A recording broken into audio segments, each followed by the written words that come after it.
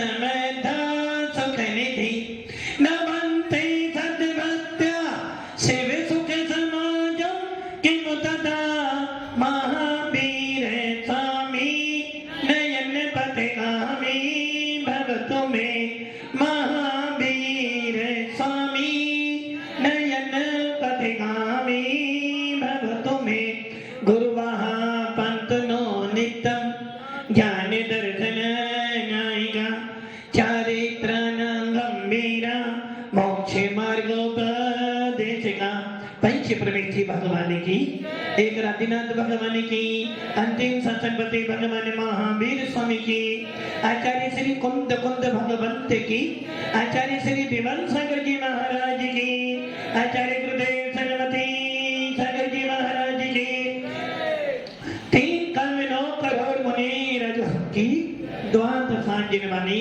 माता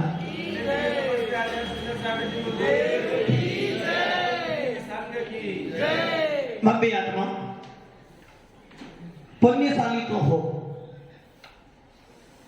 पुण्यशाली तो हो। अब पुण्यशाली क्यों हो ये चिंतन करना। यदि मान लो किसी के पास धन नहीं हो, वो सोचता है कि मैंने बहुत पाप किए हैं जो मैं निर्धन कुल में पैदा हुआ हूं। यदि किसी के पास धन पर्याप्त है किंतु घर में पत्नी ऐसी है जो हर रोज दिनेश जी हर रोज क्लेश करती है। अब देखो आपके मन में क्या क्लेश करने वाला दुखी होता है, किंतु बब्बी आत्माओं बहुत बार ऐसा भी होता है कि अधिक धन होने के बाद भी घर में आत्मीयता नहीं मिलती। घर में धन बहुत है किंतु पत्नी अच्छी नहीं है तो क्या हुआ, घर में सब चीजें हैं किंतु फिर मन गवाही नहीं दे। पत्नी भी बढ़िया है, धन भी बढ़िया है, धर्मात्मा भी हो किंतु घर में बेटा ऐसा निकम्मा निकल गया कि एक भी बात बोलो सुखी हो। घर में सब चीजें हैं किंतु बेटा निकम्मा है। बेटा भी बढ़िया है, पत्नी भी बढ़िया है, संस्कार भी बढ़िया मिले हैं और धन भी बढ़िया है किंतु रोगों ने आकर ऐसा घेर लिया है चाहकर भी हम कुछ नहीं कर पाते हैं। इसका मतलब क्या हुआ, इसका मतलब सीधा सीधा क्या निकला, कोई तन दुखी, कोई मन दुखी और कोई धन दुखी। संसार में कोई भी सुखी, शायद आप लोग सुखी हैं सेठ जी, सुखी हो सेठ जी, सुखी मजे में हो सेठ जी, मजे में हो। भव्य आत्माओं अब आप थोड़ा सा सोचो कि आपके घर के बाहर अच्छी से अच्छी गाड़ी भी खड़ी है, घर में अच्छी से अच्छी दीने की करे, मैं नहीं कर रहा, दीने की अच्छी से अच्छी गाड़ी भी घर में है, घर में कमी नहीं है महात्मा गांधी की। कौन महात्मा गांधी, वो वाला नहीं, वो नहीं चलेगा। महात्मा गांधी जिस पर बैठे हैं, धन भी पर्याप्त है, घर में बेटा भी बढ़िया है, पत्नी भी बढ़िया है, सवेरे का अच्छा अच्छा भोजन कर तो सब लोग आपका सम्मान करते हैं। पवन जी सब लोग आपका सम्मान करते हैं और आपकी एक आवाज पर पूरा नगर जमा हो जाता है। किंतु थोड़ा चिंतन करो, आप सुखी हो। यदि भव्य आत्माओं इन सारी वस्तुओं से, धन कोठी गाड़ियों से यदि आनंद मिल जाता, सुखी हो जाते तो कोई भी साधु संतों के पास नहीं जाता। अभी आप सुन रहे थे, भैया कह रहे थे कि जैन संतों की साधना देखकर लगता है कि आज भी धर्म, देखो साधना तो हर संप्रदाय में की जाती है। साधना के लिए ही हर संप्रदाय का गुरु पैदा हुआ है और हर गुरु का दायित्व होता है कि अपनी समाज को, अपने संप्रदाय के लोगों को इस सूत्र में बांधना। भगवान महावीर भी उसमें से एक हुए। आज पूरे विश्व के अंदर जैसा कि आप लोग देख रहे हो, हर रोज आप पेपर पढ़ते हो, टीवी देखते हो, मोबाइल देखते हो, पूरे विश्व के अंदर सबसे बड़ा महान देश कौन सा है? क्यों भाई, आप भारत में इसलिए भारत के लिए बात कर रहे हो। पूरे विश्व में सबसे बड़ा महान देश है कौन सा? दिनेश जी विचार कर लो, भारत ही क्यों है? पूरे विश्व के अंदर हर कंट्रियों के अंदर अपनी अपनी संप्रदाय का धर्म चलता है, किंतु हिंदुस्तान भारत के अंदर आके देख लेना, यहाँ पर हर संप्रदाय का मंदिर भी मिलेगा, हर संप्रदाय का गुरु भी मिलेगा, हर संप्रदाय को मानने वाला व्यक्ति मिलेगा। आप बाहर चले जाना, किंतु बाहर जाकर आपको अपनी मान्यता के अनुसार पूजा करने का अधिकार नहीं है, किंतु हिंदुस्तान, इस भारत के अंदर, क्योंकि भारत कहते किसे हैं? जिसके अंदर सब समा जाते हो। एक अच्छा राष्ट्र वही हो सकता है जिसमें हर व्यक्ति को अपनी अपनी मान्यता के अनुसार पूजा करने का दायित्व मिलता हो। अभी 2-4 दिन पहले आया था मानव अधिकार दिवस आया था। इसका मतलब क्या हुआ? हम रहते तो विदेश में हैं, किंतु हमें वहां के अनुसार चलना चाहिए। तो हिंदुस्तान में, भारत में क्या है? भैया तू मानव है, तुझे भी लोकतंत्र मिला, तुझे भी प्रजातंत्र मिला, तुझे ही अधिकार है किसको तुझे नेता बनाना है और किसको तुझे अपना वोट देना है। और तुझे ये अधिकार मिला है कि तू हिंदुस्तान में, भारत में कैसे रहे, अपनी मान्यता के अनुसार तू अपना परिवार चला, अपनी मान्यता के अनुसार अपने धर्म को पालन कर। किंतु बस ये ध्यान रखना, मान्यताएं तेरी हैं, परिवार तेरा है, किंतु इसके साथ में देश तेरे परिवार से बड़ा है। हर व्यक्ति को भारत में रहते हुए ये विचार करना है कि ये भारत मुझे मिला है, इंडिया मुझे मिला, हिंदुस्तान मिला, तो मेरा कर्तव्य क्या होना चाहिए कि मैं इस परिवार में रहने वाले हर व्यक्ति से प्रेम करूं। अभी दिनेश जी कहते हैं 36 गांव की 36 कौमें एक साथ हम रहते हैं। भव्य आत्माओं, किसी भी घर को बनाने के लिए आप लोग अपना स्मरण करो, आपने अपना इतना अच्छा घर बनाया, परिवार को बांधकर रखा, कितनी मेहनत की होगी आपने। अब आप ये विचार कर लो, जब एक परिवार को बांधना बड़ा मुश्किल है, एक परिवार में 4 लोग रहते हैं तो उसको संभालना बड़ा कठिन है, तो पूरे भारत को संभालने के लिए कितनी मेहनत करनी पड़ेगी। यदि आप चाहते हो कि हमारा पूरा परिवार, पूरा समाज एक सूत्र में बन जाए, तो सबसे पहले आपको क्या करना पड़ेगा? चेयरमैन जी, सागवाड़ा के प्रथम नागरिक हो, और एक नेता का काम क्या होता है? सबको साथ, सबका विकास। सबसे पहले हम लोग कहते रहे सबका साथ, सबका विकास, किंतु ये ध्यान रखना, विकास करने वाले व्यक्ति को सबसे पहले सदाचारी होना चाहिए। जो व्यक्ति इस मोक्ष मार्ग पर आता है, साधु संतों के आप क्यों जाते हो? कोई मंदिर जाता है, कोई गुरुद्वारा जाता है, कोई मस्जिद जाता है, कोई जैन मंदिर जाता है। आखिर क्यों जाते हो आप लोग? आप मंदिर में जाकर क्या प्राप्त करते हो? पंचांगी क्या प्राप्त? मंदिर जाते हो, किनको मानते?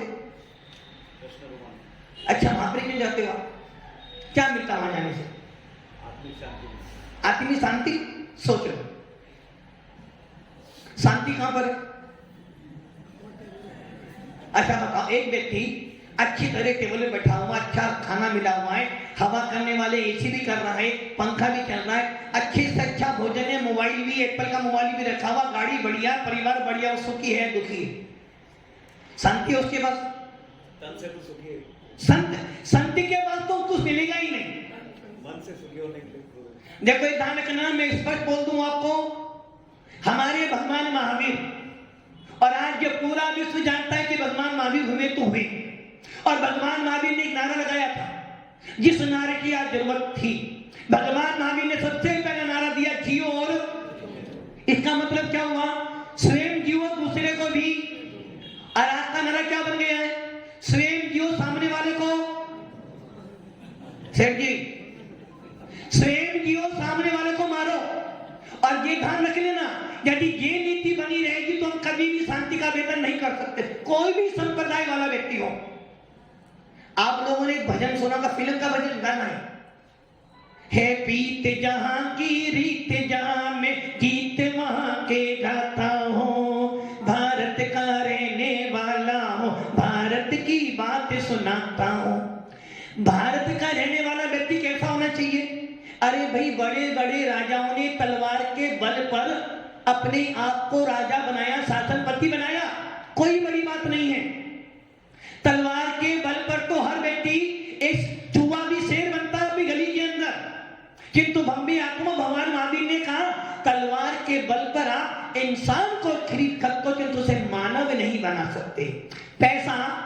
दुनिया में सबसे बड़ी चीज क्या है? पैसा। नरेंद्र जी, पैसा जरूरी सबसे बड़ी चीज है। ये हमारे चेयरमैन जी कह रहे हैं, कन्हैयालाल जी, पैसा सबसे बड़ी चीज है।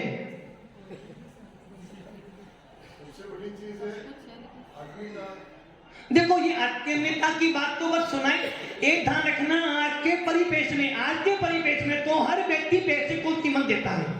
किसी भी संप्रदाय में जाना, बच्चों को पैदा करते हैं, अच्छी से अच्छा कॉलेज, स्कूल, मोबाइल, गाड़ी देते हैं।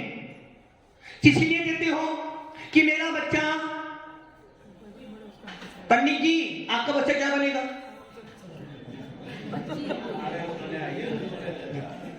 और ज्यादा हो तो पंडित ही बने।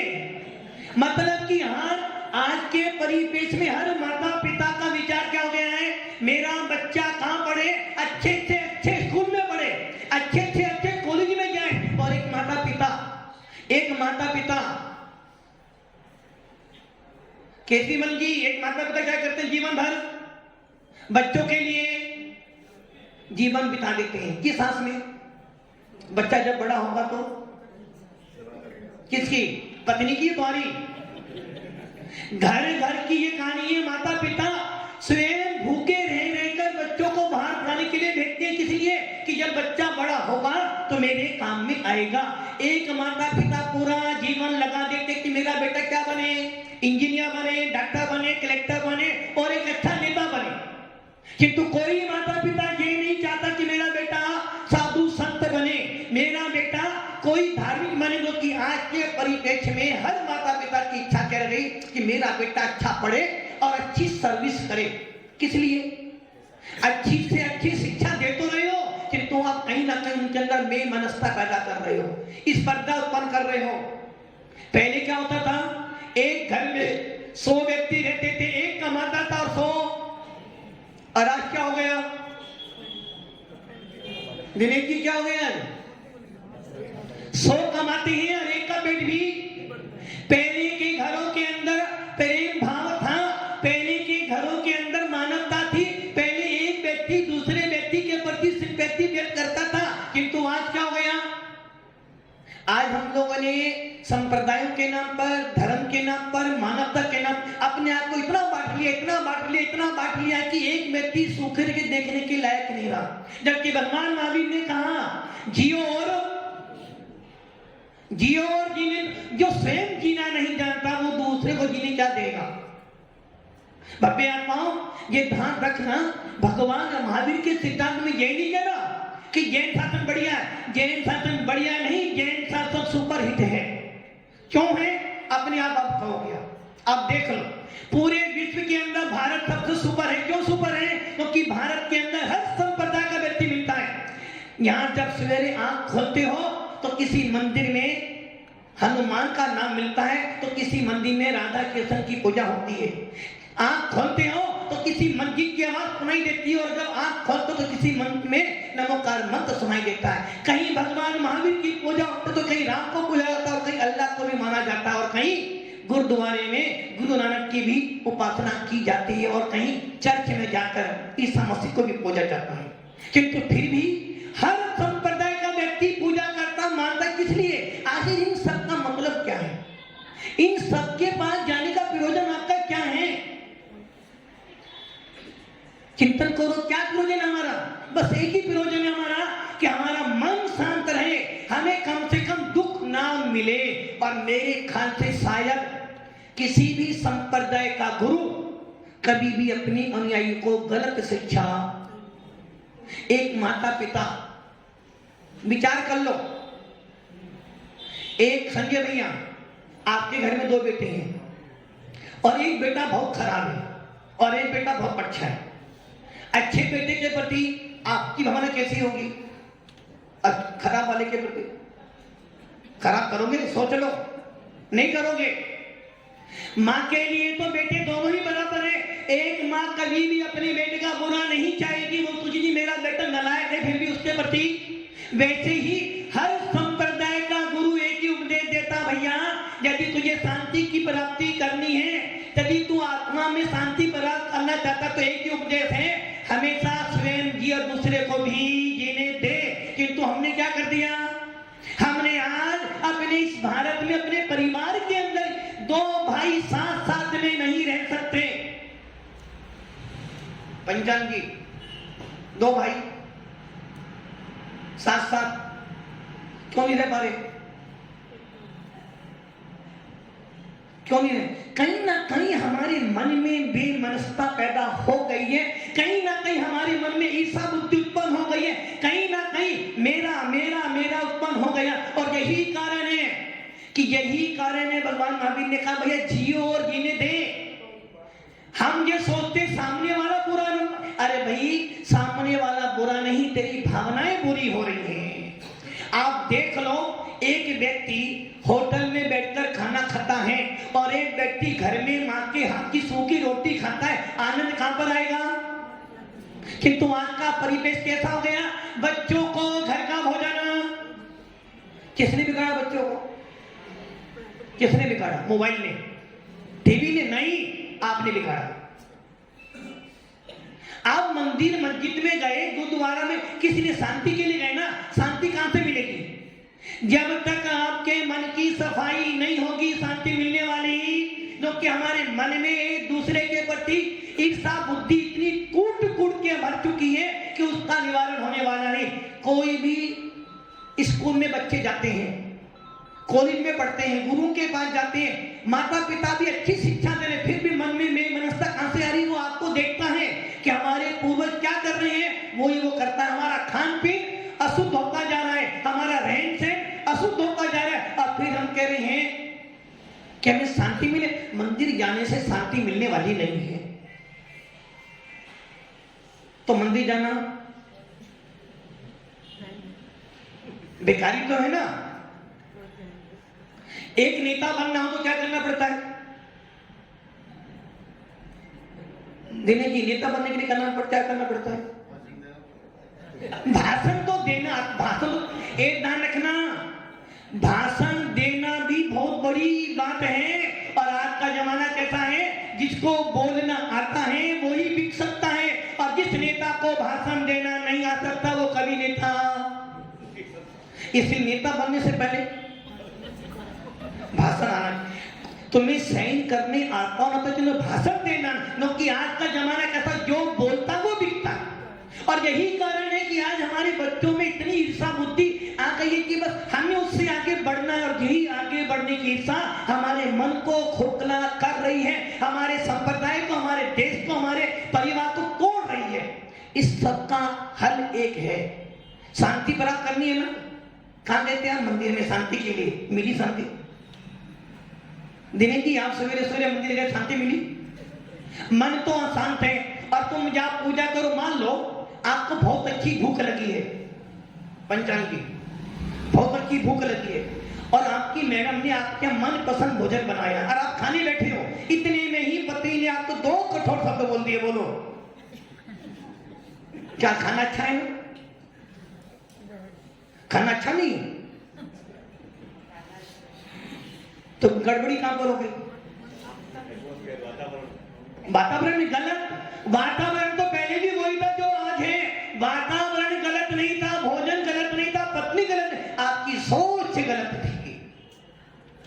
क्योंकि हमारी ये आदतें हैं कि सामने वाला हमें दोष सुनाता है, तुरंत हमारे अंदर एक कहावत है, किसी व्यक्ति ने हमें गोली मारी है तो गोली का घाव कौन?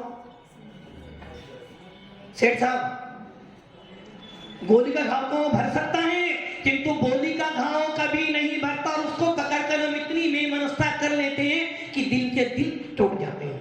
भव्य आत्माओं, शांति का प्राप्त करने के लिए भगवान महावीर ने कहा है, क्योंकि पूरे विश्व के अंदर जैन शासन के सिद्धांत भगवान महावीर के सिद्धांत नंबर 1 पर आते हैं। जिस प्रकार पूरे विश्व में हिंदुस्तान भारत नंबर 1 पर है, उसी प्रकार पूरे संप्रदाय में पूरे विश्व के अंदर जैन शासन 1 नंबर क्यों है?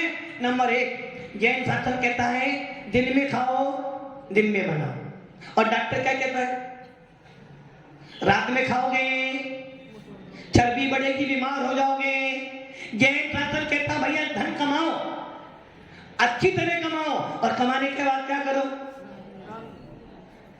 धन कमाओ, कमाने के बाद। और रही बात न्याय नीति से धन तो कमाया जा नहीं सकता, वरना जीएसटी तो। और आज गवर्नमेंट ने इतनी ना नियम कानून बना दी कि उनको बेईमानी करनी ही पड़ती है, और नहीं करो तो काम करने वाला। इसलिए मैं कहता हूं कि ईमानदारी से काम करो, करो बेईमानी, किंतु कितनी? जितनी आटे में नमक, कि नमक में आटा मत मिला। तो जैन शासन कहता है धन कमाओ, कमाने के बाद दान पुण्य करो, और यदि कोई दीन दुखी मिल जाए तो उसका भला भी। इसलिए भगवान राम ने कहा अपरिग्रहवाद, कितनी जरूरत है उतना रखो, बाकी दान करते रहो, और जो दान करता है उसके यहाँ कभी भी धन की कमी नहीं पड़ती। नंबर 3, जैन शास्त्र ने कहा पानी छान कर पियो। डॉक्टर क्या कहता है?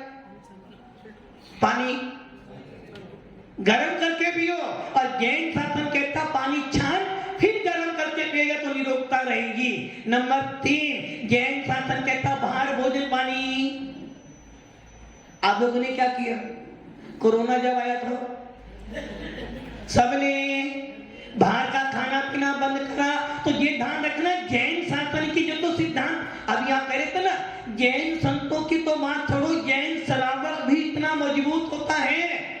भव्य आत्माओं, एक एक जैन श्रावक इतना मजबूत होता है जब उसको लगता है कि नहीं अब मेरे को लग रहा है कि ये शरीर जाने वाला है, आत्मा निकलने वाली है, वो जैन व्यक्ति अपनी आत्मा में रमण करने के लिए तैयार हो जाता है। और भव्य आत्माओं, परिवेश बदल रहा है, विसंगति हर धर्म संप्रदाय में आ रही है। पहले की जैन व्यक्ति को देखकर लोग समझते थे कि बहुत उदार व्यक्ति आ गया, किंतु हर संप्रदाय में 2-4 खराब लोग भी होते हैं। इसलिए ये ध्यान रखना, भगवान महावीर के सिद्धांत आज भी महान है। क्योंकि जैन संत, अब आप देखो जैन, अभी आप कहते हो ना जैन संत के वो साधु के पास चाहिए, साधु के पास कुछ नहीं चाहिए। साधु कैसा चाहिए? विषया सांग साथी तो निरारंभो परिगरा ज्ञान ध्यान तपोरस्ति तपस्वी का तपस्सते। हमारे यहाँ 4 पंक्तियां आती हैं। जिसने राज्य देश का मादित्य जीते सब जग जान लिया, सब जीवों को मोक्ष मार्ग का निष्प्रय हो उपदेश दिया, बुद्ध वीर जिन्हें हरि हरि ब्रह्मा या उसको स्वाधीन कहूं, भक्ति भाव से प्रेरित हो में।